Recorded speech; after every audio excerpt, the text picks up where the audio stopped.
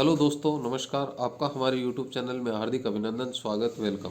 दोस्तों, हम इस वीडियो में बाल विकास एक नज़र पर हम चर्चा करते हैं, यानी बाल विकास के संबंध में जो कथन कहे गए हैं उन पर चर्चा करते हैं। शैशवावस्था, किशोरावस्था और बाल्यावस्था की चर्चा हम इस वीडियो में दोस्तों करने वाले हैं। दोस्तों, ये जो वीडियो है वो आपको 1-2 प्रश्न एग्जाम के लिए जरूर देकर जाएगी। आप हमारे साथ बने रहें और बने रहने के लिए आप हमारे यूट्यूब चैनल को सब्सक्राइब करें, बेल आइकन को प्रेस करें।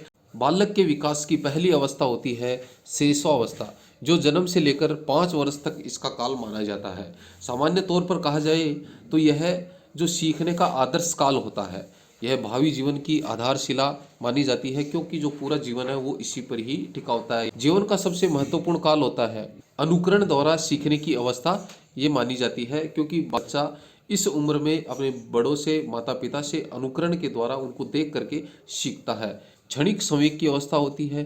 समुचित सांवेगिक विकास की दृष्टि से ये स्वर्णिम काल माना जाता है। शारीरिक व मानसिक विकास की तीव्रता, शैशवावस्था में जो शुरुआती 3 वर्ष होते हैं, उन 3 वर्षों में शारीरिक और मानसिक विकास की वृद्धि तीव्र गति से होती है।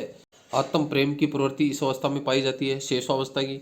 आत्म गौरव की प्रवृत्ति शैशवावस्था में पाई जाती है। नैतिकता का अभाव शैशवावस्था में होता है। दोहराने की प्रवृत्ति, यानी जो क्रियाएं बालक जो करता है शैशवावस्था में, ये दोहराने की प्रवृत्ति इस अवस्था में पाई जाती है। सीखने की प्रक्रिया में तीव्रता, बच्चा है वो जल्दी जल्दी वह सीखता है, क्योंकि उसका शारीरिक मानसिक विकास तीव्र गति से होता है, तो सीखने की प्रवृत्ति इस अवस्था में बहुत अधिक होती है। कौन सी में? शैशवावस्था में। मूल प्रवृत्तियों पर आधारित व्यवहार इस अवस्था में देखा जाता है। स्वार्थी और आत्म केंद्रित व्यवहार इसमें होता है। जिज्ञासा की प्रवृत्ति शैशवावस्था में होती। काम प्रवृत्ति, अंगूठा चूसना, स्तनपान के माध्यम से बच्चा काम प्रवृत्ति देखी जाती है। फ्राइड ने इस संबंध में बताया गया। और दोस्तों, आपने फ्राइड के मनोविश्लेषणात्मक सिद्धांत को नहीं देखा तो आप हमारे चैनल पर जाकर फ्राइड के मनोविश्लेषणात्मक सिद्धांत को देख सकते हैं। और काम प्रवृत्ति की जब चर्चा की जाती है, जिसमें अंगूठा चूसना, स्तनपान करना, तो ये शैशवावस्था में पाई जाती है। सामाजिकता का अभाव शैशवावस्था में होता है। शैशवावस्था के बाद में नेक्स्ट जो अवस्था होती है वो बाल्यावस्था होती है, जिसका काल है 6 से 12 वर्ष तक इसका काल माना जाता है। स्थूल संक्रियात्मक अवस्था, जीन प्याजे ने इसे कहा है स्थूल संक्रियात्मक अवस्था। जीन प्याजे के सिद्धांत को दोस्तों आपने नहीं देखा है, नहीं पढ़ा इसके बारे में, जहाँ से 1-2 प्रश्न जरूर आता है। आप हमारे चैनल पर जाकर जीन प्याजे की वीडियो देख सकते हैं। जीवन का अनोखा काल माना जाता है। निर्माण काल है। भावी जीवन की सफलता असफलता किस पे टिकी हुई है? बाल्यावस्था पे टिकी हुई है। प्रारंभिक विद्यालय की आयु, बच्चा है इस आयु में विद्यालय में प्रवेश कर जाता है। वैचारिक क्रिया अवस्था, टोली दल समूह की आयु, बच्चा इस उम्र में टोली दल समूह बनाना शुरू कर देता है। परिपक्वता का काल माना जाता है। खेल की उम्र, बच्चा ज्यादा खेलना पसंद करता है किस उम्र में? बाल्यावस्था में। प्रतिद्वंदात्मक समाजीकरण का काल बाल्यावस्था माना जाता है। सामाजिकता का अभाव किस में होता है? शैशवावस्था में होता है। और प्रतिद्वंदात्मक समाजीकरण का काल कौन सा होता है? बाल्यावस्था। मूर्त चिंतन की अवस्था, यानी बालक मूर्त चिंतन करता है, उसके सामने जो वस्तु होती है वह उनके बारे में ही जानना पसंद करता है। अमूर्त चिंतन का प्रारंभिक काल, यानी बाल्यावस्था का जो अंतिम काल होता है वो अमूर्त चिंतन का प्रारंभ काल माना जाता है। लेकिन बाल्यावस्था को दोस्तों क्या कहा जाता है? मूर्त चिंतन की अवस्था कहा जाता है। यहाँ पर हमें इस चीज को गौर करके हमें इस चीज को ध्यान में रखना है कि मूर्त चिंतन की अवस्था बाल्यावस्था, लेकिन अमूर्त चिंतन का प्रारंभ किस अवस्था में हो जाता है? वो बाल्यावस्था में हो जाता है, यानी उत्तर बाल्यावस्था में हो जाता है। बाल्यावस्था तीव्र शारीरिक क्रियाशीलता अभिवृद्धि का काल माना जाता है। बाल्यावस्था में सामाजिकता विकसित होना शुरू हो जाती है। नए कौशलों एवं क्षमताओं के विकास की वृद्धि में स्वर्णिम काल माना जाता है। देखिए, अब बाल्यावस्था के संबंध में मनोवैज्ञानिकों ने क्या क्या कहा है, जो बार बार पूछा जाता है। फ्राइड महोदय ने कहा है जीवन का निर्माण कार्यकाल है। कोल महोदय ने कहा है जीवन का अनोखा काल है। किसने कहा है? कोल ने। प्रतिद्वंदात्मक सामाजिकरण की अवस्था किलपेट्रिक महोदय ने कही। मिथ्या परिपक्वता का काल होता है, यह रोस ने कहा है। वैचारिक क्रिया अवस्था जो मानी जाती है वो 7 वर्ष से लेकर 12 वर्ष तक की जो अवस्था है वो वैचारिक क्रिया अवस्था मानी जाती है। विद्यालय की प्रारंभ की आयु होती है, इसकी चर्चा हम कर चुके हैं, क्योंकि बालक बाल्यावस्था में जाकर के और विद्यालय में प्रवेश ले लेता है। उत्पत्ति अवस्था मानी जाती है उत्तर बाल्यावस्था। शारस अवस्था उत्तर बाल्यावस्था को कहा जाता है। चुस्ती की अवस्था जो होती है, आयु होती है, वह उत्तर बाल्यावस्था मानी जाती है।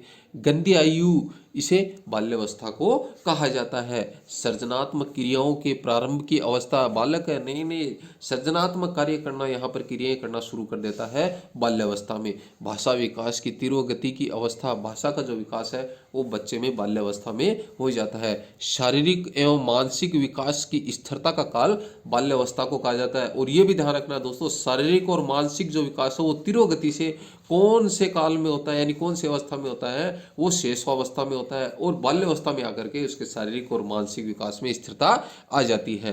प्रबल जिज्ञासा की प्रवृत्ति बाल्यावस्था में पाई जाती है। बालक वास्तविकता में प्रवेश बाल्यावस्था में करता है, क्योंकि वह मूर्त वस्तुओं का ज्ञान करता है, इसलिए उसे वास्तविकता का ज्ञान होता है। सामाजिक और नैतिक मूल्यों का विकास बाल्यावस्था में शुरू हो जाता है। रचनात्मकता की प्रवृत्ति इसमें पाई जाती है, क्योंकि सृजनात्मकता की प्रवृत्ति होती है, रचनात्मकता की प्रवृत्ति होती है। संग्रह की प्रवृत्ति बाल्यावस्था में बढ़ जाती है। बालक वो नई नई चीजों का संग्रह करना इस अवस्था में शुरू कर देता है। बहिर्मुखी व्यक्तित्व का विकास बाल्यावस्था में होता है। काम प्रवृत्ति की न्यूनता बाल्यावस्था में पाई जाती है। शेष अवस्था में भी काम प्रवृत्ति पाई जाती है, जिसके द्वारा बालक है अंगूठा चूसना, स्तनपान करना इत्यादि कामों के द्वारा वो काम प्रवृत्ति करता है। लेकिन बाल्यावस्था में काम प्रवृत्ति है वो निम्न रूप से पाई जाती है।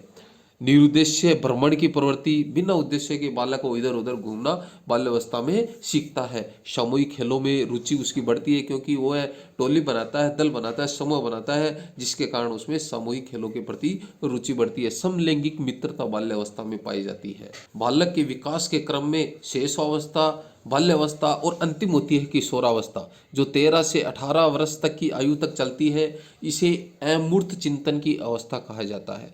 नोट डाउन कर लें दोस्तों, मूर्त चिंतन की अवस्था कौन सी होती है? बाल्यावस्था। अमूर्त चिंतन की अवस्था कौन सी होती है? किशोरावस्था। बालक यहाँ पर अमूर्त चिंतन करता है, अपने विचारों में खोया रहता है। दल भक्ति की अवस्था किशोरावस्था को कहा जाता है। बालक बाल्यावस्था में दल टोली समूह बनाना शुरू करता है, लेकिन दल भक्ति की जो अवस्था है वो किशोरावस्था को कहा जाता है। इन दोनों चीज़ों में डिफरेंट है दोस्तों, क्योंकि बालक यहाँ पे दल बनाता है और दल बनाने के साथ उसमें नेतृत्व की भावना विकसित हो जाती है। वो नेतृत्व करना चाहता है। जीवन का सबसे कठिन काल ये माना जाता है। अटपटी एवं उलझन की अवस्था किशोरावस्था को कहा जाता है। समस्याओं की अवस्था, यानी इसमें अनेक समस्याएं आ जाती हैं, दिग्भ्रमित ज़्यादा होता है, उसमें संयोगों का विकास आ जाता है, अमूर्त चिंतन करने लग जाता है। दूरत्व में तीव्र विकास की अवस्था किशोरावस्था को कहा जाता है। बाल्यावस्था में विकास वो रुक जाता है, लेकिन किशोरावस्था में द्रुत और तीव्र विकास की अवस्था कहा जाता है। स्वर्णिम काल माना जाता है। अंतिम अवस्था जो बालक को परिपक्वता की ओर ले जाती है, किशोरावस्था। बसंत ऋतु किशोरावस्था को कहा जाता है। सामाजिक स्वीकृति की अवस्था किशोरावस्था, यानी मेरे विचारों को समाज में स्वीकृति मिले, यह किशोरावस्था की मूल धारणा बन जाती है। व्यक्तिगत घनिष्ठ मित्रता की अवस्था किशोरावस्था को कहा जाता है। प्रबल दबाव व तनाव की अवस्था किशोरावस्था को कहा जाता है। बालक इस अवस्था में तनावग्रस्त रहता है, दबाव रहता है उस पर पढ़ने लिखने का, अनेक चीज़ों का, तो वह अपने आप को दबाव और तनावपूर्ण महसूस करता है। संवेगात्मक परिवर्तन की अवस्था मानी जाती है। आत्मसम्मान व आत्म स्वीकृति की अवस्था, बालक इसमें आत्मसम्मान चाहता है, आत्म स्वीकृति चाहता है। तार्किक चिंतन की अवस्था होती है, क्योंकि अमूर्त चिंतन रखता है। संघर्ष एवं तूफान की अवस्था कही जाती है, क्योंकि अनेक प्रकार से उस पर दबाव बनता है, तनाव रहता है। उथल पुथल की अवस्था किशोरावस्था को कहा जाता है। संक्रमण काल की अवस्था संक्रांति काल होता है। टीन एज यानी 13 तथा 18 के मध्य की अवस्था होने के कारण इसे टीन एज कहा जाता है। यानी टीन एज किस अवस्था को कहा जाता है? किशोरावस्था को। सुनहरी अवस्था सभी अवस्थाओं से अधिक आनंदमयी एवं उपलब्धियों को अर्जित करने वाली अवस्था किशोरावस्था होती है। एज ऑफ ब्यूटी, बालक इस अवस्था में अपने आप को सुंदर दिखाना महसूस करता है, सुंदर दिखाता है, इसलिए इसे एज ऑफ ब्यूटी की अवस्था भी कहा जाता है। अब देखिए किशोरावस्था के संबंध में दो महत्वपूर्ण कथन कहे गए हैं, जिनकी चर्चा बार बार एग्जाम्स में हुई है। दोस्तों मैंने आपसे वादा किया था कि ये वीडियो आपको 1-2 प्रश्न एग्जाम के लिए जरूर देके जाएगी, तो ये वादा आपका यहाँ पर पूरा हो जाएगा। स्टैनली हॉल के अनुसार किशोरावस्था के संबंध में उन्होंने परिभाषा दी है, किशोरावस्था प्रबल दबाव, तनाव, तूफान व संघर्ष का काल है। यानी हमें दोस्तों यहाँ पे क्या याद रखना है? हॉल को, हॉल का जब नाम आता है स्टैनली हॉल, प्रबल दबाव, तनाव और तूफान, संघर्ष कहाँ पे होंगे? हॉल में होंगे। तो हमें इस चीज को ध्यान में रखना है। किशोरावस्था को प्रबल दबाव, तनाव, तूफान, संघर्ष का काल कहा किसने? हॉल ने। किलपेट्रिक की परिभाषा है किशोरावस्था को जीवन का सबसे कठिन काल। कठिन काल किसने कहा? किलपेट्रिक ने कहा। रोस ने देखिए क्या कहा? किशोरावस्था शेषावस्था की पुनरावृत्ति है, यानी शेषावस्था में जो चीजें होती हैं बालक के साथ में वो किशोरावस्था में होती हैं, इसलिए रोस ने किशोरावस्था को शेषावस्था की पुनरावृत्ति कहा। वेलेंटिन महोदय की दो परिभाषाएं महत्वपूर्ण है। घनिष्ठ व व्यक्तिगत मित्रता उत्तर किशोरावस्था की विशेषता है। दूसरी इनकी परिभाषा है किशोरावस्था अपराध प्रवृत्ति के विकास का नाजुक समय माना जाता है। स्किनर महोदय की परिभाषा है किशोर को निर्णय का कोई अनुभव नहीं होता। ये सब परिभाषाएं महत्वपूर्ण परिभाषाएं जो बार बार एग्जाम्स में पूछी जाती हैं। दोस्तों, आपने हमारे यूट्यूब चैनल को अभी तक भी सब्सक्राइब नहीं किया है तो प्लीज़ सब्सक्राइब करें, बेल आइकन को प्रेस करें ताकि हमें एक मोटिवेशन मिल सके और आप हमारे यूट्यूब समुदाय से जुड़ सके।